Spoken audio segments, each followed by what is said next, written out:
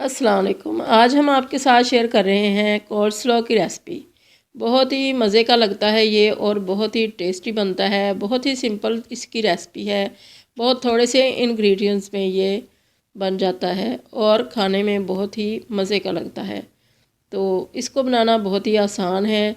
इसके लिए हमने ले लिया है कैबिज, बंद गोभी बिल्कुल बारीक लंबी लंबी काट ली है।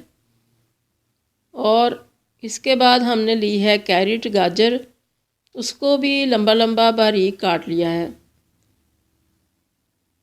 और बंद गोभी हमने ली है 1 कप और गाजर ली है हमने 1/2 कप।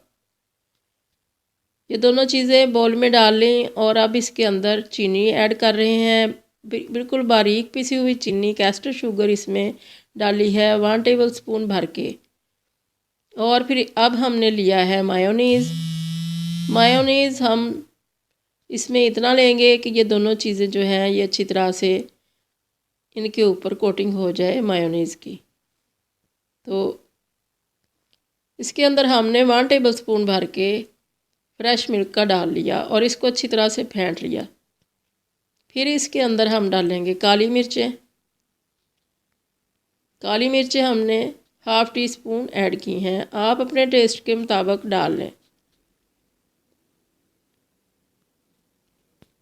और नमक डालेंगे इसमें 1/4 टी स्पून। और इसके अंदर हमने डाल दिया है lemon juice 1 teaspoon. Lemon juice ना हो तो फिर सिरका डाल लें 1 टीस्पून। इसको अच्छी तरह से मिक्स करने के बाद ये हमने बंद गोभी में और गाजरों में इसको मिक्स कर दिया।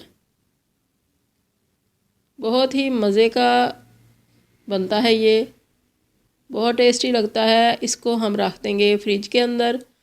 इसको बिल्कुल ठंडा करके, कोल्ड करके तो यूज़ करेंगे। तो ये बहुत ही मज़े का क्रंची क्रंची ये सैलड बनता है। तो इसको हम डाल के तो रख देंगे फ्रिज के अंदर और ठंडा करके खाएंगे। तो आप भी इस तरह से बना के देखें। अल्लाह करे आपको बहुत पसंद आए। बिल्कुल सिंपल सी ये रेसिपी है और बहुत ही मज़े की है।